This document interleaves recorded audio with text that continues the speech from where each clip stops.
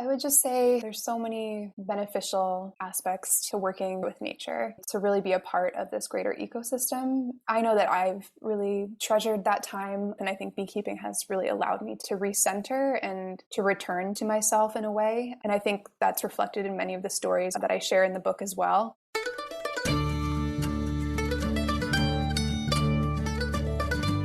You're listening to the Good Dirt Podcast. This is a place where we dig into the nitty-gritty of sustainable living through food, fashion, and lifestyle. And we're your hosts, Mary and Emma Kingsley, the mother and daughter founder team of Lady Farmer.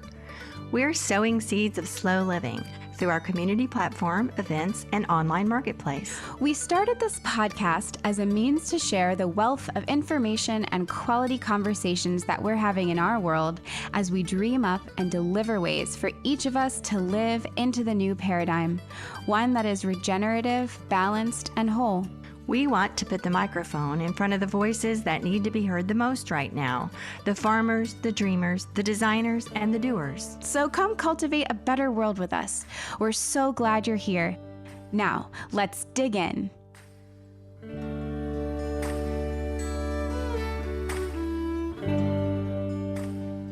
Hi, Emma. What's new this week? Well, it's a new month for one thing. Yes, hello November. And where we live, the arrival of colder weather. And now that we've passed the halfway mark between the fall equinox and the winter solstice, it really does have a whole different vibe, doesn't it? It's so true. October is so sunny and bright and colorful and blue skies. And even if it's chilly, it feels warm in the sunshine. And there's so many fun things like apple picking and pumpkin carving and all that. And then November just sort of seems colder and quieter all of a sudden. Yeah, moodier. Yeah. There's this beautiful poem by Robert Frost that describes that. It's always been one of my favorites. Oh, can you share it? I'm so glad you asked. I just happen to have it right here with me. Oh, how convenient. Yes, it was called My November Guest, and I will read it. My sorrow, when she's here with me, thinks these dark days of autumn rain are beautiful as days can be. She loves the bare, the withered tree.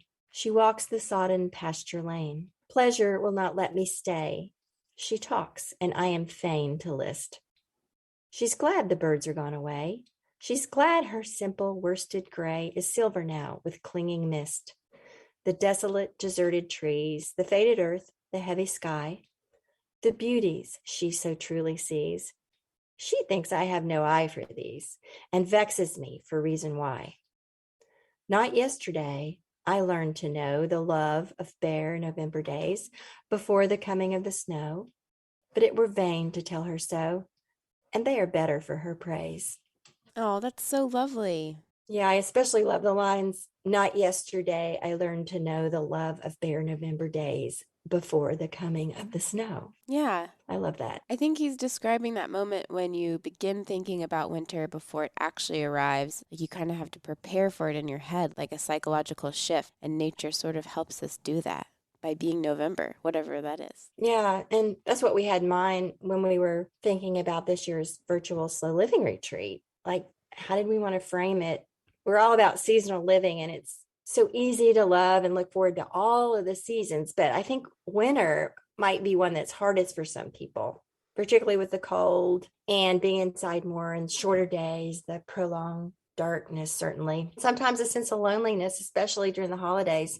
It's really hard for some people. Yeah, and especially right after the holidays, I think a lot of times we just sort of January and February and March sort of go into a blur, and they're like really hard months. So the holidays can be fun for some people, I think really hard for others, and that time after the holidays, I think kind of hard for everyone. So we are looking to reframe it a little, and we're calling this year's gathering Embrace Winter because it's going to include things that will not only help us get through winter, but actually thrive in winter. And we want to focus on its beauty and all of the possibilities. And guide each other in embracing the opportunities for stillness and creativity and restoration and all those things. Yeah. And so if you haven't heard us talk about the Slow Living Retreat yet, we will be opening up the retreat on Friday night, December 3rd with a welcome gathering. And so we'll meet each other and get acquainted. And then Our day on Saturday begins with yoga, and then we'll have a community coffee chat with the two of us. So it's kind of like a live podcast recording.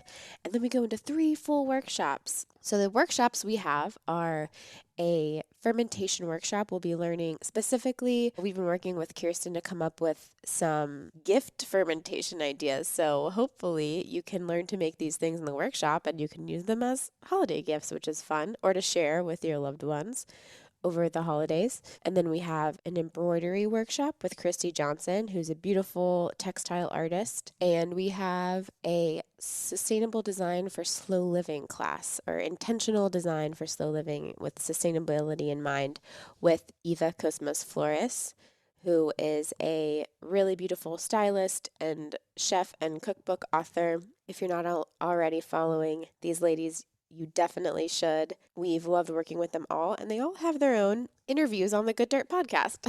So you can go back and listen to those as well. Yeah, I love the way we're developing all these connections and community, and we can circle back around all these people we've gotten to know through the podcast and in the almanac. It's just really wonderful to cultivate these relationships. And to facilitate that during the retreat, we'll be doing a happy hour with small group breakout sessions. So all of you guys that are there can get to know each other a little bit.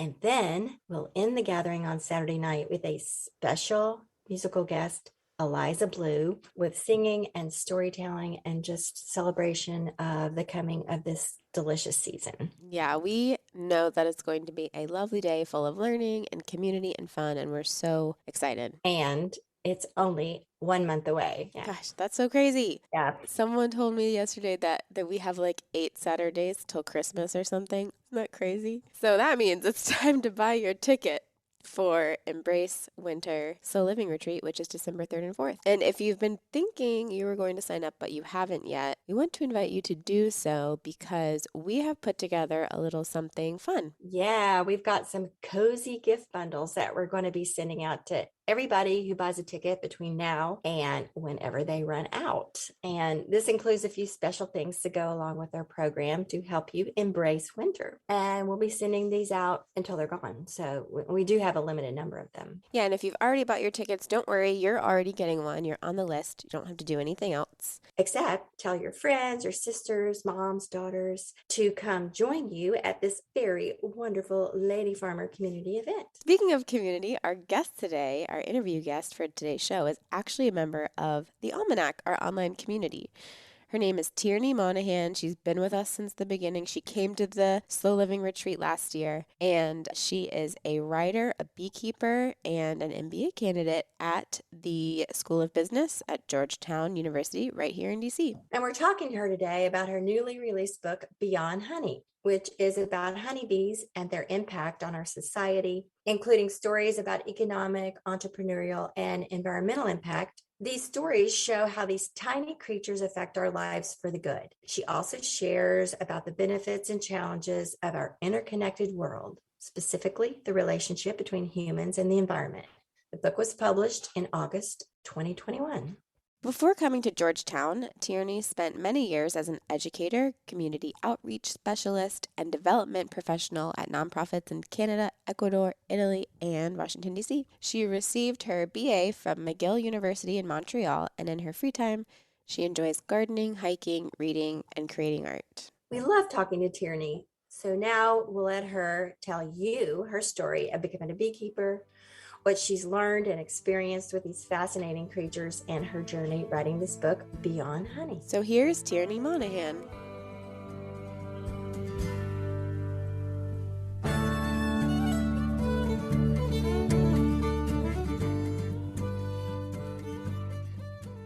Tell us something of your background and what led you to what you're doing today and writing of this book. Just tell us a little bit of backstory here. Sure. I have to start with my childhood.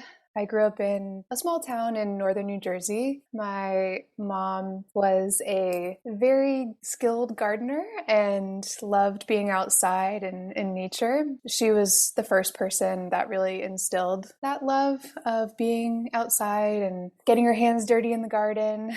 And really, that's sort of where the love of all things environmental, all things to do with bugs and bees and everything in between. And really, I think what's become important for me as I've gotten older, it started there with my mom side by side, just having some fun in our family garden. And then I decided to expand my horizons for college, and I ended up in a university in Canada, Montreal. And so really since then, I've lived in a big metropolitan area since I first left my hometown. And I think over time, that connection with nature got a little bit lost just because of the busyness of my life and my schedule, and also just being surrounded by concrete all the time. So I started really becoming more desirous, I think, of reforming that connection that I had had when I was younger. I just felt more myself being outside and being in nature. And so I started looking at opportunities really to do that. And I did composting course in DC. And then I also looked into opening up my own space the way that I could, little pots here and there in my apartments. And then that led me to beekeeping. But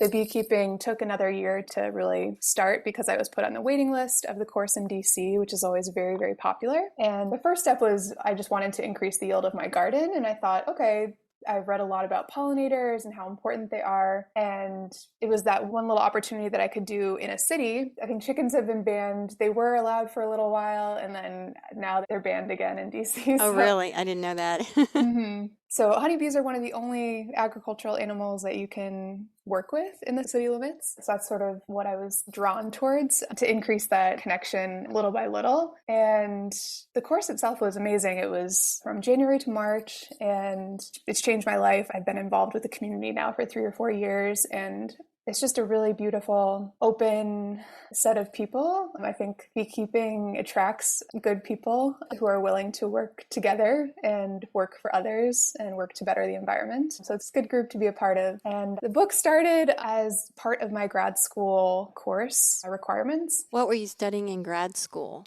So I'm finishing up my MBA at Georgetown, and I'll be finished within the next few months in December, which is great. And the course itself, it was not a mandatory course, it was an elective course, but it was called Content Entrepreneurship. So the idea was that if you create something smaller, like a podcast or a book, you can learn the skills necessary to go on to create larger ventures, like your own business or a larger enterprise. So we were tasked with figuring out a topic and also just whether or not we wanted to move forward with more of an audio or a written project. And I had always wanted to write a book ever since I was little. As I mentioned, I'm from a really small town, so I think I had pretty much read most of the children's section pretty early on, and then we had to move on to the county library because there wasn't enough books. So cute. By this time, had you become a beekeeper? Yes. So I had been a beekeeper for about 2.5 years by the time I picked the topic, and decided to delve more deeply into that space because I was so interested in it, and I wanted to share what I had found with others, especially people who aren't as involved in the community or are a little bit fearful of bees, or I understood that it was one of the topics that would come up in conversation pretty often. Just my friends were really curious, my family was curious. It's something that was more unique, and I wanted to explore it just for my own knowledge, but also to share it with the people that I love who were not skeptical, but just a little bit less informed and curious, let's say. Yeah.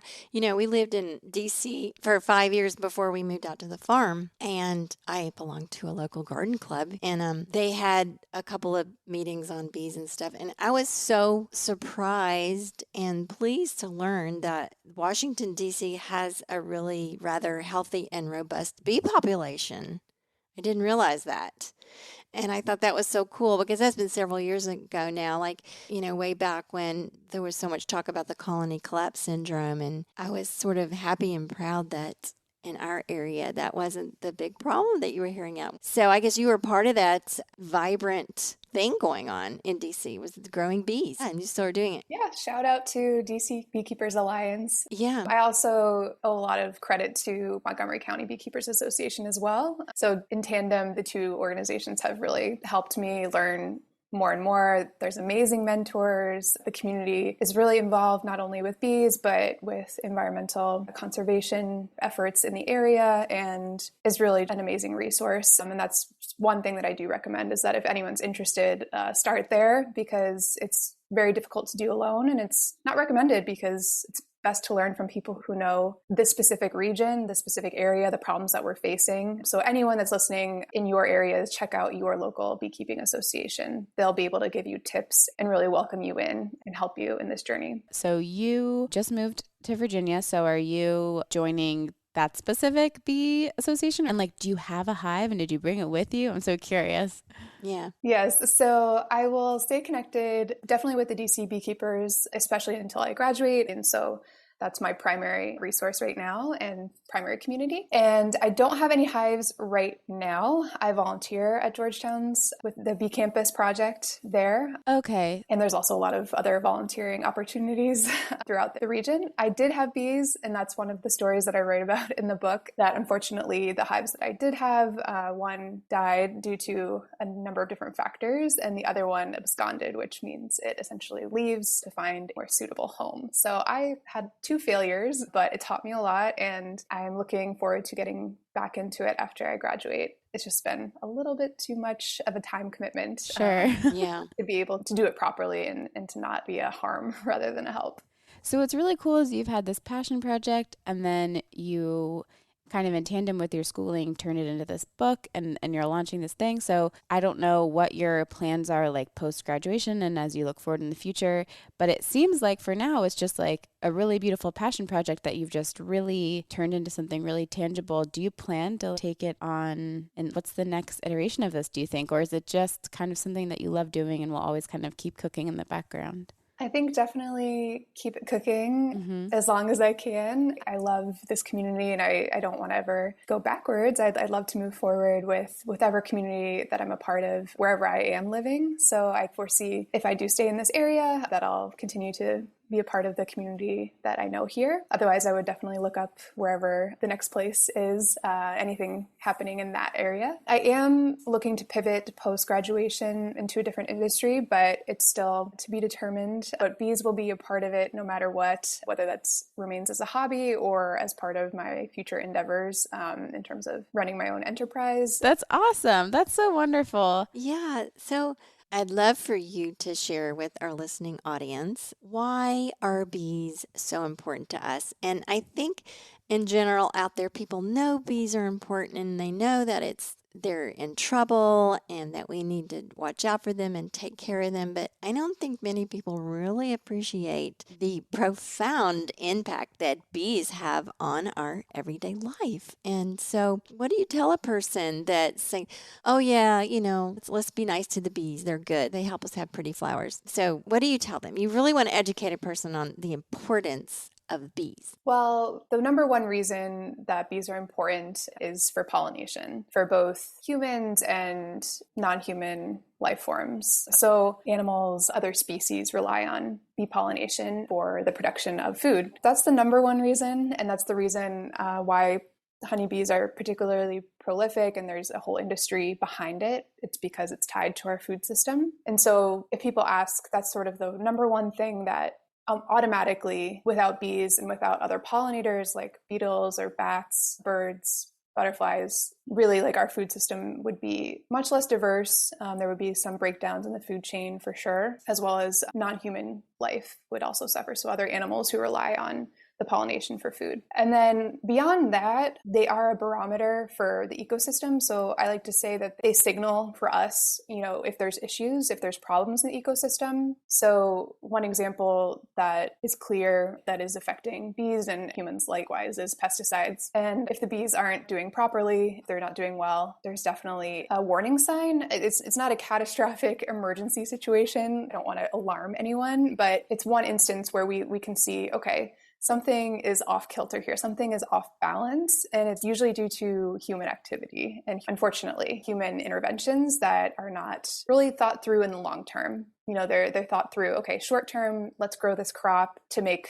money and to make sure that not only our company is doing well, but also the people we're feeding. It's all good. I mean, we should be concentrating and helping people to have nutritious food. However, pesticides, for example, is one of those issues that it's complicated because without them, there's a lot of waste, there's a lot of rotten food depending upon on the source. And yet with them, there's all these ripple effects. We have some backyard hives. We don't keep them ourselves. There is a guy that comes and takes care of the hives and gets the honey out, and then he shares the honey with us. That's our agreement, and we're really happy with that arrangement. And also adjacent to our land is a large hay field. And I happen to know the hay farmer, and he told me that after 8 or 9 years, he was going to have to spray pre-emergence because the field had degraded to the point where his hay was not coming out as well. And I was really sad about that, but I understood that, it's his business, it's his livelihood, and he was kind enough to let me know. Do you know about how pre-emergence might affect bees and what the distance of the impact is and that sort of thing? I mean, it's certainly complicated because, as you mentioned, that there is this tension between a livelihood and being able to produce the crops. Yeah. While also maintaining an ecosystem balance for all to flourish. And that's very, very difficult. Yeah. If we just leave everything alone, then there's also some issues, right? It's so complicated. It is so complicated. And it's not just the pesticides, but there's so many other factors that are troubling. And some of them we can control more than others. I would like for you to clarify something for me and the other listeners. The difference between honeybees and native bees and where they intersect, and where do honeybees even come from? I mean, they're native to somewhere. What are honeybees? Were they developed for the food system? Sure. So native bees are actually the majority of the bees that exist. There's about 20,000 species of bees, and honeybees are just one of those 20,000. And honeybees are non-native to the United States. They were brought from Europe originally. So the bees that we use mainly in the United States is the European honeybee, although there are other honeybees that exist. There's a African honeybee as well as an Indian honeybee and many others, but those are the main three. So for that reason, because they are non-native to the United States, there can be issues between honeybees and native bees. In terms of, one, our main focus on honeybees over native bees because they are critical to pollination and our food production. And so because they have such an impact on that in terms of revenues and that entire industry, there is a lot of focus on honeybees because they benefit us the most, if that makes sense. Native bees, there's so many different types. I could get into, naming all the different types, but we have mason bees and digger bees, and a lot of these native species are solitary bees, so they don't live in community like the honeybee. They are on their own. They also typically will nest in the ground or in dirt, not as much in, creating a comb in the same way that a honeybee would. And really, they're both important for biodiversity because native bees are here in this area. It's really beneficial to keep that population going because, unfortunately, if there are not only non-native species like the honeybee, but also non-native plants, there can be this habitat loss or degradation over time because the non-native species, not always, but a lot of the time, can actually take over and be almost a dominant species. And this can lead to problems just because the native bees suffer from that intervention. Mm-hmm. And really, they support the growth of the trees, plants, and flowers that serve not only for pollination and food, but also as shelter and wildlife habitats for animals. So the growth of trees and bushes is not only producing the fruit, but also producing those plants and making them, grow to create a more healthy ecosystem. So we really do need to take care of both. The focus is a lot of the time on honeybees because they benefit humans the most in terms of, providing that commodity product to sell. But native bees are just as important, if not more important, because there's a lot more of them. And also they're able to thrive in so many different areas of the world. And I imagine that some of the native bees are very specific pollinators of very specific native plants. Like you hear about the milkweed as being the only plant that the monarch butterfly breeds and thrives on. And the monarch butterfly is a very specific pollinator for certain plants and foods. So I guess it's like you pull one of those things out and you've got all sorts of like side effects of something not being pollinated properly by the right insect. I think I used the example of tomatoes and eggplants, and they're not typically pollinated by honeybees. It's mostly native bees that pollinate those two crops, for example. Wow. Especially coming from this summer season of tomatoes, we need our native bees for our tomatoes. So does that mean that the farmers that are growing those things have to watch out for their native bee population in a way, or is that something that's on their radar? Or I don't know if it would necessarily be on their radar, and there's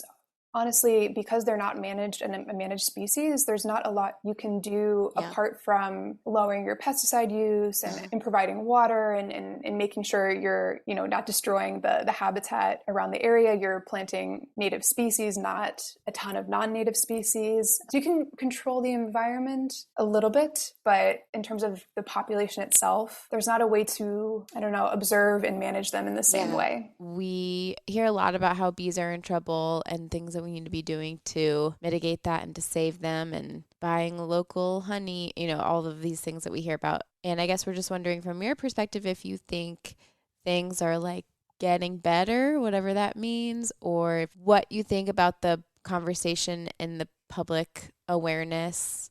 At least from my perspective, it seems it's a little bit more mainstream than it has been. So I'm just curious your perspective on that. Yes, I would say that it is changing for the better. I'm trying to be an optimist, and I wanted to write, especially the book, to be a little bit more hopeful, to, yes, talk about the history and understand what are the issues that we're facing, but also to point out the good that can be done, the behaviors that we can change. And I agree with you that the awareness and the general information is being shared more in the mainstream. And even, you look around and you can see bees on tote bags in the grocery store. There maybe is, little facts that talk about where the food is coming from. And also, I think just the larger ecosystem of the food system in the United States in particular is becoming, it's more transparent where things are coming from. The consumers are demanding more transparency and understanding where food is coming from, what are the practices. I think the farmers markets, whether they're in the city or in other areas, are thriving. The pandemic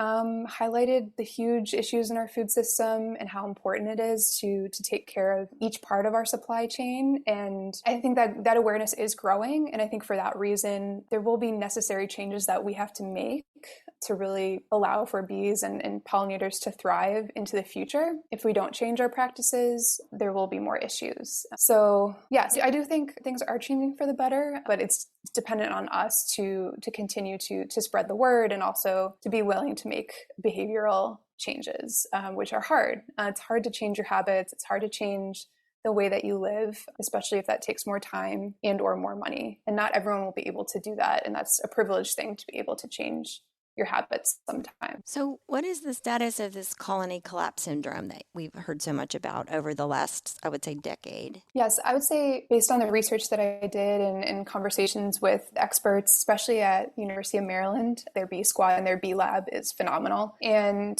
they're one of the primary researchers of this issue, colony collapse disorder. And I think really their body of work in this area is quite fundamental for anyone that's looking to learn more. And really the conclusion is that there's still, these issues are ongoing. However, we're not in a crisis situation.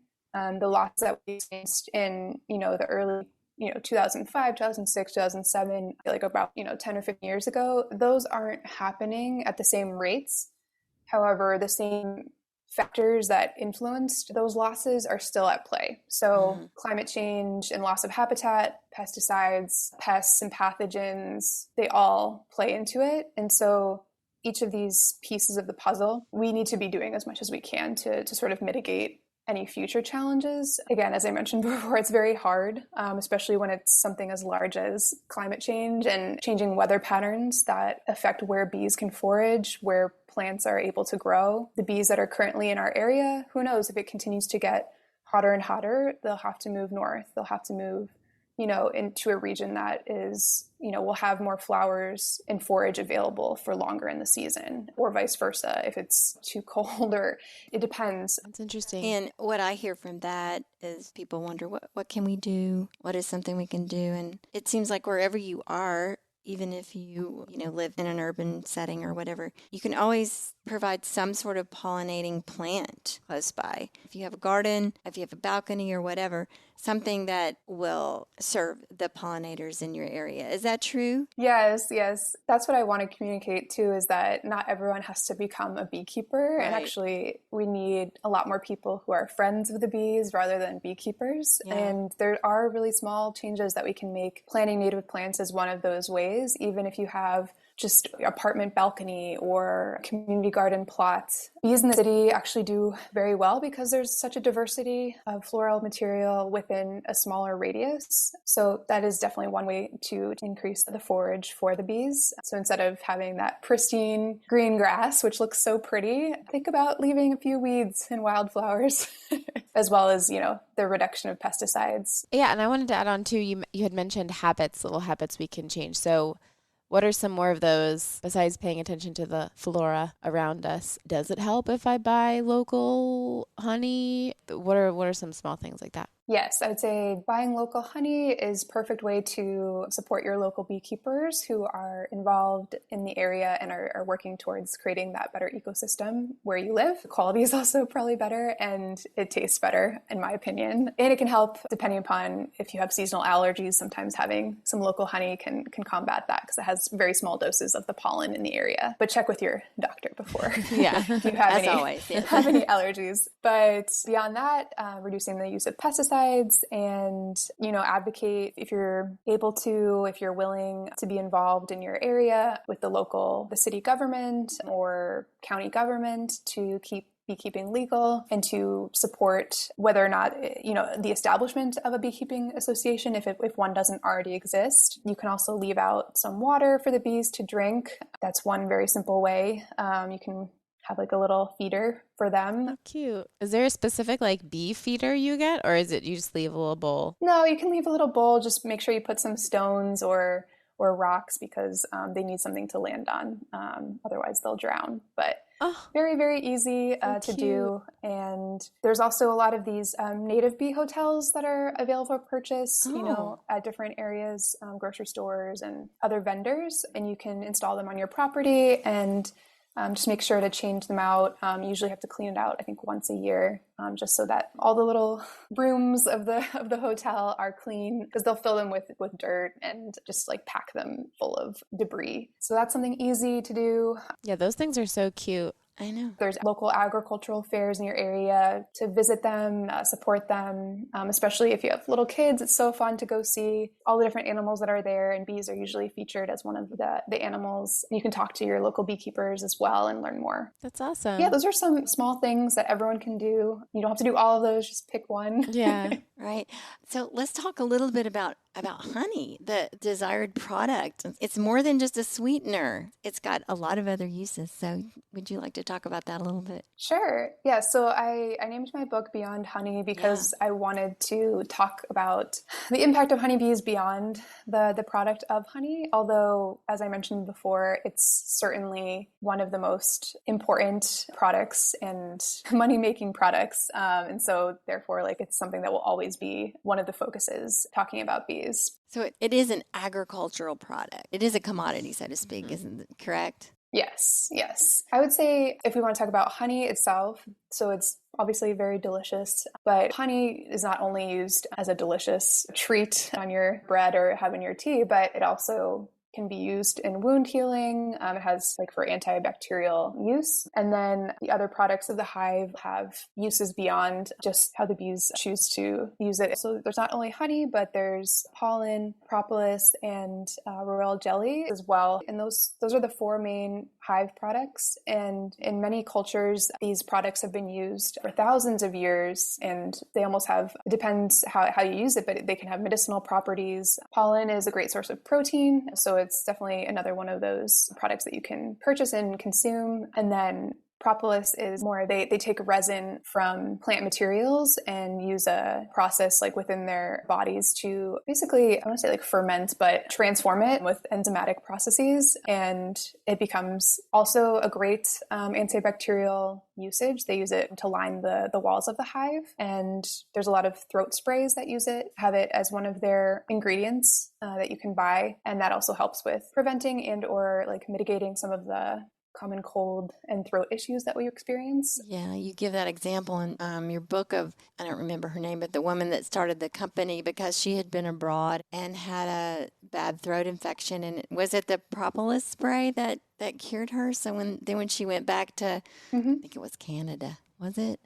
She ended up starting a company. She was so impressed with it. Yeah, it's amazing. And you talk about a lot in your book about different organizations and companies that have developed around beekeeping and bee products and the therapeutics of beekeeping. And there are just so many things, as you say, beyond honey that the honeybees offer us and offer our culture and our society, really. Yeah, so beyond honey and beyond the commodity and beyond the hive products themselves, the impact of bees goes beyond, just those 4 products. And I think one of the amazing pieces and really the heart of the book is all of the stories of the people who have been affected by bees and really incorporated beekeeping into their lives for the better. And it's amazing to really explore how bees can offer not only change in, an economic prospect in economic development and offering, an alternative income source, but to really transform people. And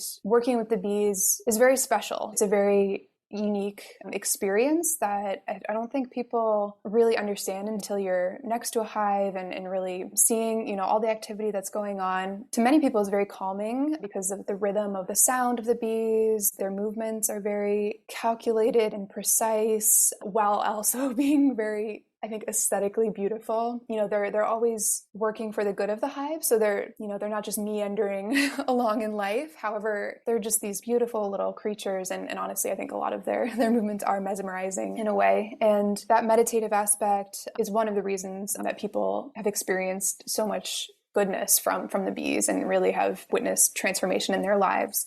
And so a lot of the stories that I share are from people from different walks of life, people who have been first responders and veterans and are, returning to society, as well as those who are incarcerated and formerly incarcerated, and many, many more rural farmers, city dwellers. There's so many people whose lives have been changed due to working with the bees and also working in the community of beekeepers. So it's twofold. It's not only that connection with nature and nature, human and animal, but also human and being in community with others. And so beekeeping offers a really unique trade, a hobby, a career for people who are looking for something that is a little outside of the box because it can be done fairly independently. So it's a perfect opportunity for those that may have a difficult time in extremely social situations or can be triggered by very traditional forms of work and work-life balance. The benefit is not just on those who practice it, but also on the community as well. So those that become beekeepers feed into this beneficial ecosystem for others that are, not as involved and are sort of the recipients of that goodness, whether that's,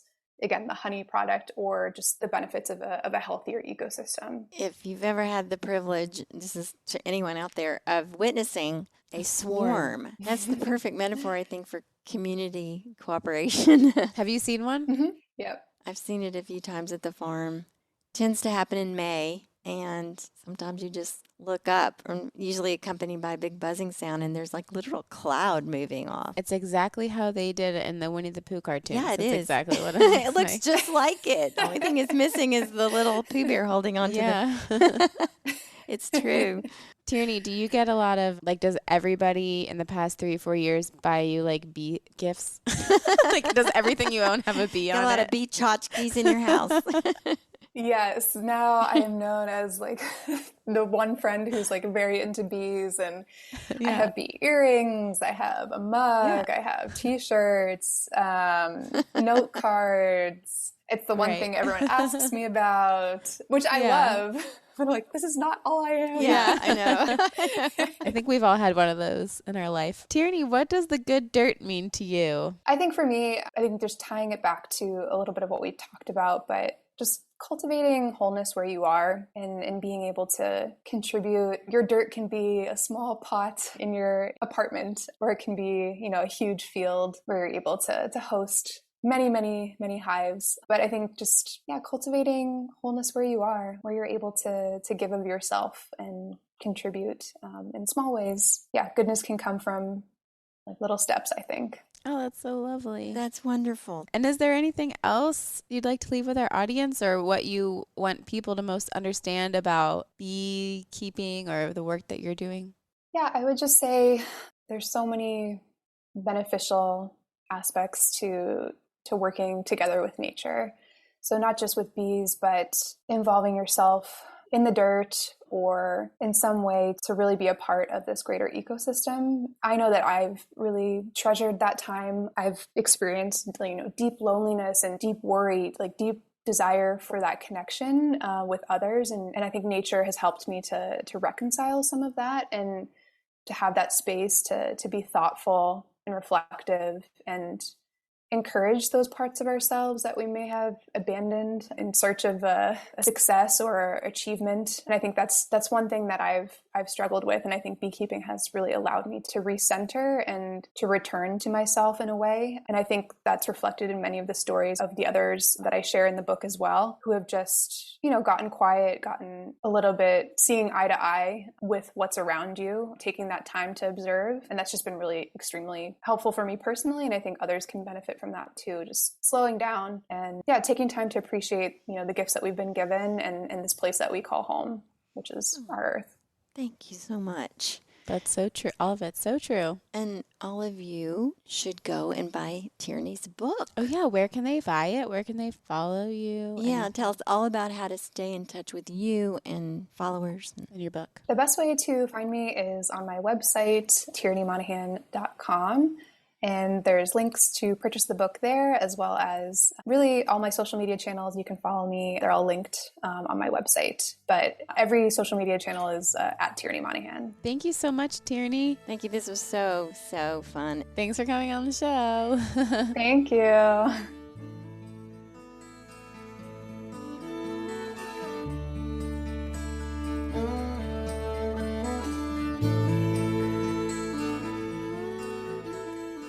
Thanks so much, everybody, for being here. Thank you, Tierney, for sharing your knowledge and your beautiful book with us.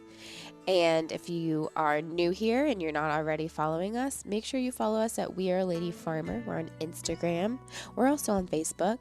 And we have a newsletter you can sign up for if you go to www.ladyfarmer.com. Also, if you like the podcast and you like all the people we're talking to, and you think you'd like to find some other people who also like these sorts of things, the best place to do that is in the Almanac. And the Almanac and our community membership really supports the show. That's the backbone of the Good Dirt and everything we're doing here. So if you're enjoying the show, you want more, definitely the Almanac is the best place to find that. And we appreciate it so much.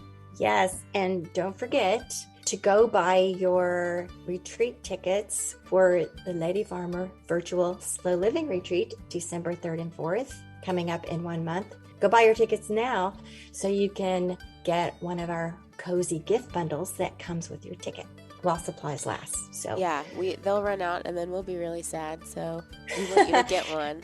We're so looking forward to seeing all of you there. And thank you so much for being here, and we'll see you next week. All right. Bye-bye.